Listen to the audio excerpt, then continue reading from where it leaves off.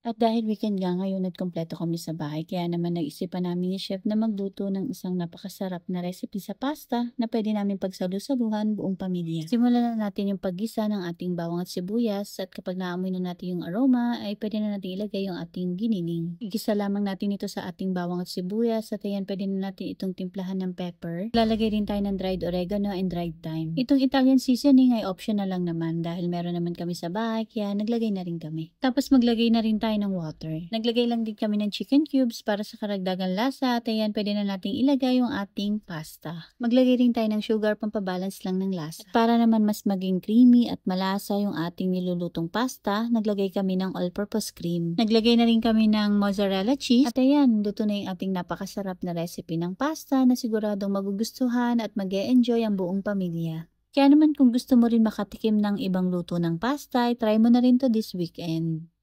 Yun lang. Bye!